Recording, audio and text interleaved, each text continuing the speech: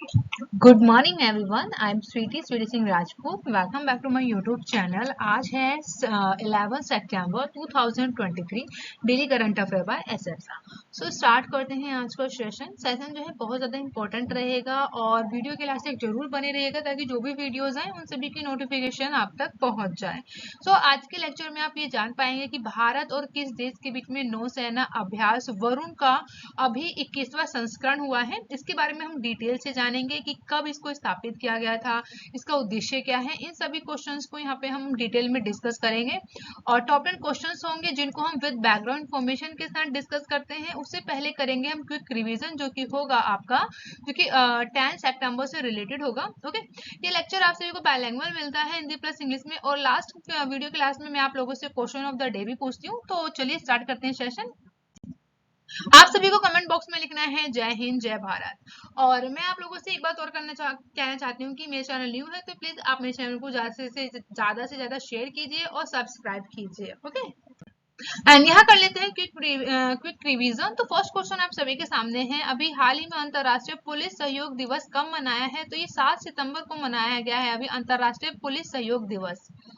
Next है, ICC पुरुष cricket विश्व कप 2023 को प्रायोजित कौन करेगा? तो महिंद्रा करने वाला है। नेक्स्ट है, किसने leading fintech personality of the year पुरस्कार जीता है? तो अदीप अहमद ने अभी हाल ही में leading fintech personality of the year का पुरस्कार जीता है।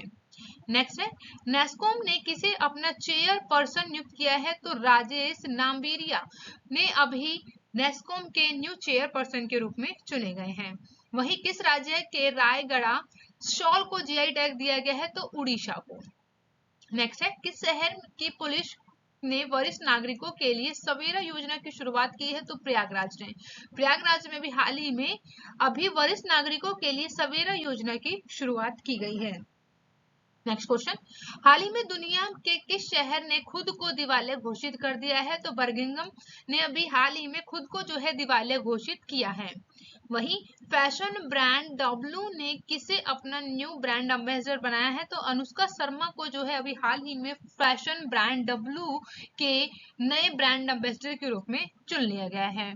नेक्स्ट है, अभी हाल ही में मालिनी रजूरकर का निधन हुआ है, वह कौन थी? तो ये गायिका थी जिनका अभी हाल ही में निधन हुआ है। नेक्स्ट क्वेश्चन है, अभी हाल ही में मिस इंटरनेशनल इंडिया 2023 का खिताब किसने जीता है? तो इनका नाम है प्रवीणा अजाना। तो इन्होंने ही अभी जो है हाल ही में मिस इंटरनेशनल इंडिया 2023 का खिताब अपने नाम किया है। तो यहाँ गाइस हमने किया है क्विक रिवीजन। चलिए स्टार्ट करते हैं आज आज का सेशन। आज है 11 सितंबर 2023, daily current affair by SSR. First question आप सभी के सामने है, हाल ही में शिक्षा को हमले से बचाने के लिए अंतरराष्ट्रीय दिवस कब मनाया गया है? तो अभी हाल ही में जो है शिक्षा को हमले से बचाने के लिए अंतरराष्ट्रीय दिवस मनाया जाता है हर साल। ये मनाया जाता है 9 सितंबर को, यानी ऑप्शन बी बिल्कुल करेक्ट है यहाँ पे। तो 9 सितंबर के दिन को ही चुना गया है जो कि शिक्षा को हमले से बचाने के लिए अंतरराष्ट्रीय दिवस के रूप में चुना गया है। तो चलिए इसको हम डिटेल में समझते हैं बैकग्राउंड इंफॉर्मेशन के साथ। तो 9 सितंबर को ही विश्व स्तर पर शिक्षा को हमले से बचाने के लिए अंतरराष्ट्रीय दिवस के रूप में मनाया जाता है। साल 2020 में पहली बार शिक्षा को हमले से बचाने के लिए दिवस को मनाने की घोषणा की गई थी, जो कि फर्स्ट टाइम इसे सेलिब्रेट किया गया था कब? 2020 में। वहीं इस दिन की स्थापना जो है संयुक्त राष्ट्र महासभा के सर्वसम्मत निर्णय द्वारा किया गया था, जिसमें से यूनेस्को और यूनिसेफ के संघर्ष से प्रभावित देशों में रहने वाले लाखों बच्चों की दुर्दशा के बारे में जागरूकता बढ़ाने और आह्वान करने के लिए किया गया। वहीं इस दिवस की घोषणा करने वाला संकल्प कौन था? पहला राज्य कतर रहा था। कतर राज्य द्वारा प्रस्तुति की गई थी जो कि 62 देशों द्वारा सह प्रायोजित किया गया था। तो इंपॉर्टेंट है, आपको याद रखना है 9 सितंबर के दिन को ही चुना गया है शिक्षा को हमले से बचाने के लिए अंतरराष्ट्रीय दिवस के रूप में मनाया गया और पहली बार 2020 में मनाया गया था। तो इंपॉर्टेंट है, याद रखिएगा। नेक्स्ट क्वेश्चन है आप लोगों के सामने सेकंड, अभी हाल ही में किस देश ने आधिकारिक रूप से 3 सितंबर को सनातन धर्म घोषित किया है? तो इंपॉर्टेंट है, तो 3 दिसंबर के दिन को अभी चुन लिया गया है सनातन धर्म के रूप में। तो किस देश ने ऐसा किया है? तो यहाँ पे करेक्ट ऑप्शन है अमेरिका। ऑप्शन ए बिल्कुल करेक्ट है। तो अमेरिका के द्वारा भी जो है आधिकारिक रूप से घोषित किया गया है कि 3 सितंबर को ही हम सनातन धर्म मनाएंगे। नेक्स्ट क्वेश्चन है थर्ड, हाल ही में स्वच्छ वायु सर्वेक्षण में सबसे स्वच्छ वायु के मामले में कौन शीर्ष पर रहा है? यानी कि अभी हाल ही में एक सर्वे आया है, उसमें बताया गया है कि जो स्वच्छ वायु सर्वेक्षण हुआ है इसमें टॉप राज्य कौन रहा है या फिर पर्टिकुलर सिटी जिसने इसमें टॉप किया है। तो चलिए यहाँ पे डिस्कस करते हैं। तो यहाँ पे करेक्ट ऑप्शन होगा ऑप्शन डी, इंदौर। तो इंदौर जो है ये स्वच्छ वायु सर्वेक्षण में सबसे स्वच्छ वायु के मामले में टॉप रैंक को हासिल किया है। तो चलिए इसके बारे में डिस्कस किया जाए विद बैकग्राउंड इन्फॉर्मेशन के साथ। तो सरकार के स्वच्छ वायु सर्वेक्षण में इंदौर को शीर्ष, जबकि आगरा और थाने को दूसरा और तीसरा स्थान दिया गया है। वहीं राष्ट्रीय स्वच्छ वायु कार्यक्रम का लक्ष्य 2024 तक है, जिसमें पीएम 2.5 और पीएम के 10 स्तर में 20 से 30% की कमी को लाना है। वहीं कार्यक्रम में 131 शहर शामिल किए गए हैं जो लगातार 2011 से 2015 के बीच में निर्धारित वायु गुणवत्ता मानक के लक्ष्य को पूरा करने में विफल रहे हैं। सरकार के स्वच्छ वायु सर्वे में इंदौर को शीर्ष और आगरा और थाने को दूसरा और तीसरा स्थान मिला है।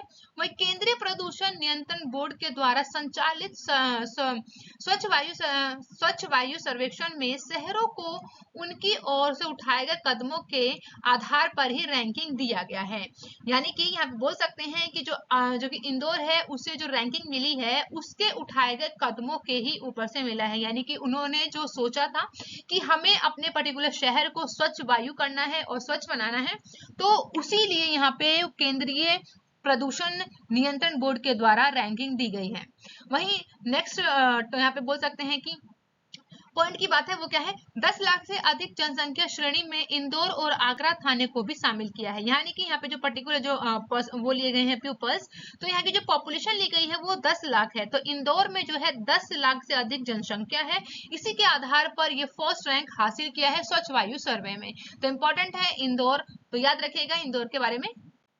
नेक्स्ट क्वेश्चन है फोर्थ, हाल ही में भी किस राज्य की कैबिनेट ने ट्रांसजेंडर समुदाय के लिए पेंशन और ओबीसी को दर्ज को मंजूरी दी है? तो अभी हाल ही में कदम उठाया गया है, किसके द्वारा? तो आंध्र प्रदेश राज्य के द्वारा। ऑप्शन डी बिल्कुल करेक्ट है।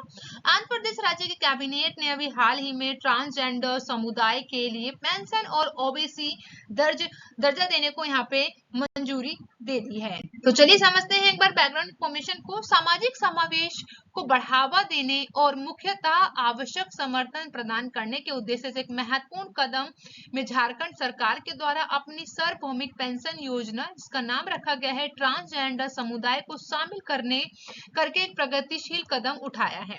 वहीं इस निर्णय की घोषणा है मुख्यमंत्री हेमंत सोरेन की अध्यक्षता में की गई है। मंत्रिमंडल की बैठक के दौरान ट्रांसजेंडर आबादी की जरूरतों को पूरा करने के लिए राज्य की प्रतिबद्धता में एक ऐतिहासिक क्षण रहा।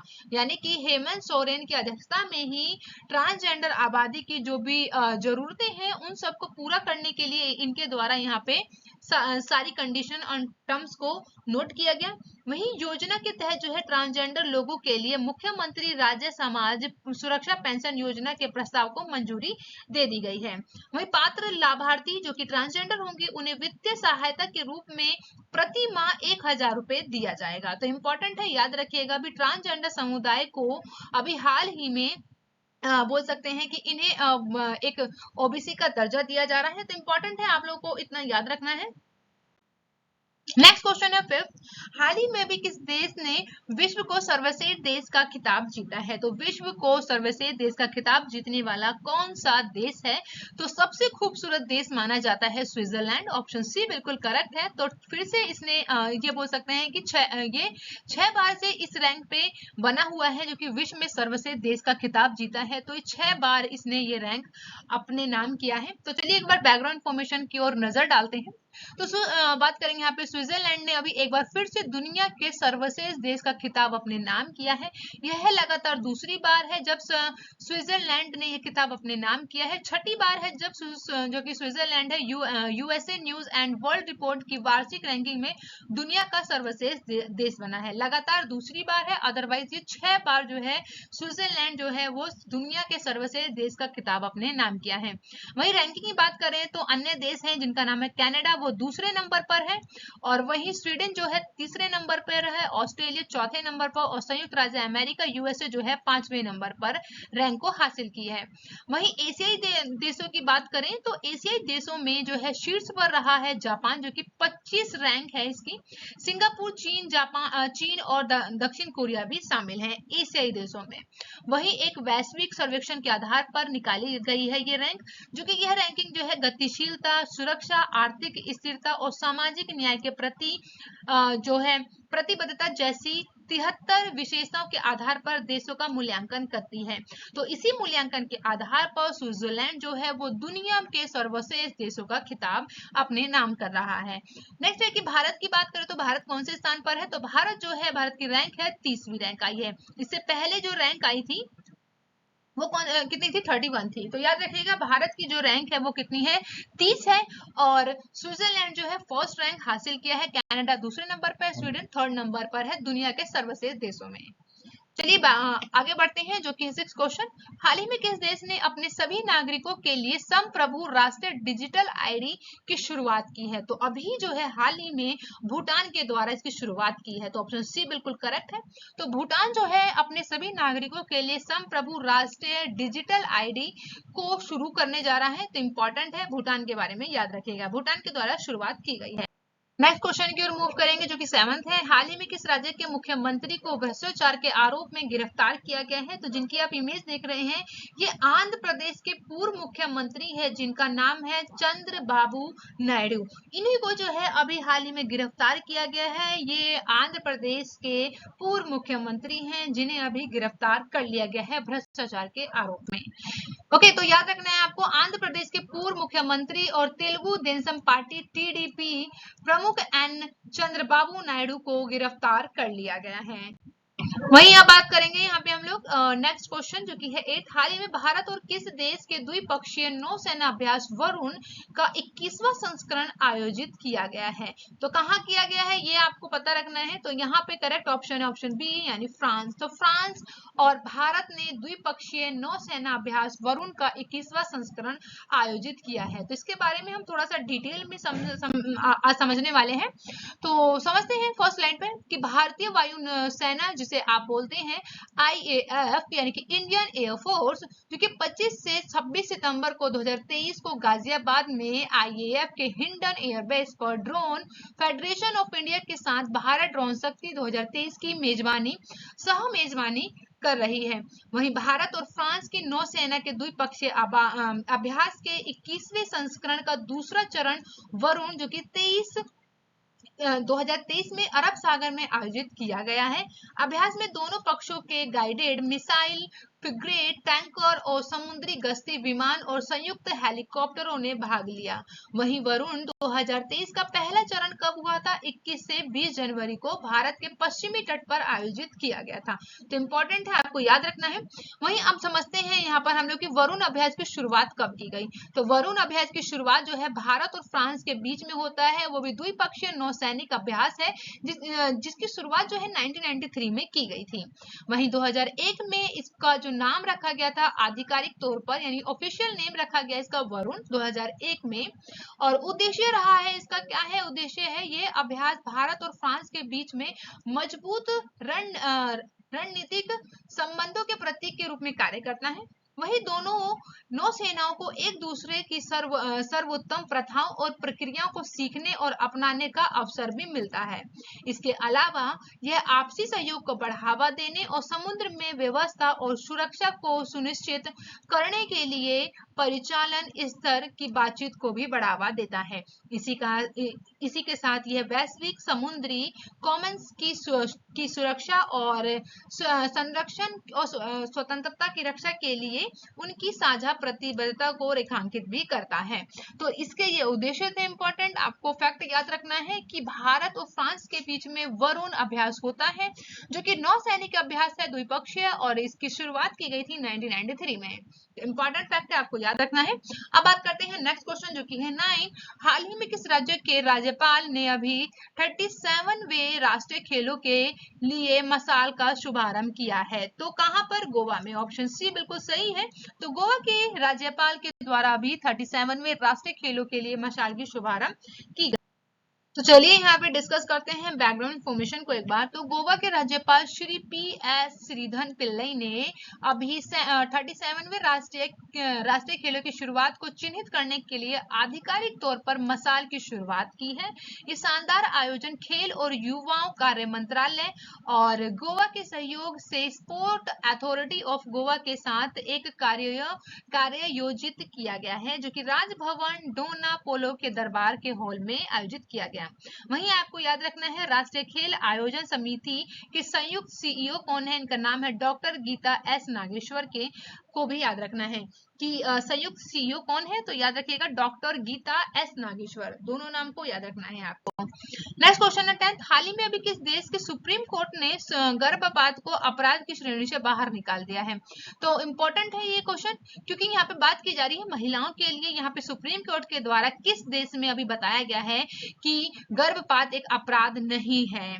तो कहाँ का देश है? तो मैक्सिको। तो ऑप्शन बी सही है यहाँ पे। तो मैक्सिको जो है उसने अभी हाल ही में ये बताया है, घोषणा की है ये यहाँ के सुप्रीम कोर्ट के द्वारा कि जो गर्भपात है वो अपराध की श्रेणी से बाहर रखा जा रहा है। तो यहीं पे हम बैकग्राउंड इंफॉर्मेशन को डिस्कस कर लेते हैं शॉर्ट में। तो दक्षिण अमेरिकी देश जो कि है मैक्सिको में गर्भपात अब अपराध नहीं है। देश के सुप्रीम कोर्ट ने गर्भपात को अपराध के दायरे से हटा दिया है। वहीं पहले जब ये अपराध हुआ करता था तो मैक्सिको में गर्भपात की मांग करने वाली महिलाओं को 3 साल तक की जेल और जुर्माना लगाया जाता था पहले।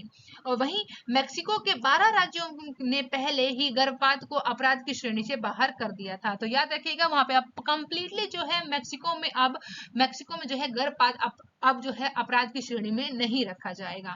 और अब आप लोगों के लिए क्वेश्चन है, तो क्वेश्चन ऑफ द डे है आज का, हाल ही में किस राज्य के रायगढ़ शॉल को GI टैग दिया है? 4 ऑप्शन आप सभी के सामने, कमेंट बॉक्स में आपको करेक्ट ऑप्शन को बताना है। ओके और ये मैंने पूछा था आप लोगों से क्वेश्चन में जो कि लास्ट वीडियो में आपसे क्वेश्चन पूछा था। तो अभी हाल ही में नई दिल्ली में राजघाट पर महात्मा गांधी की प्रतिमा का अनावरण किया गया है, और किसके द्वारा किया है? तो किसने किया है? तो करेक्ट ऑप्शन है ऑप्शन डी, यानी कि द्रौपदी मुर्मू जी ने।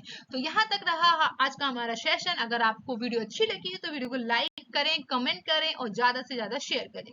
ओके गाइज, मिलते हैं नेक्स्ट वीडियो में। Thank you for watching guys, take care, bye bye.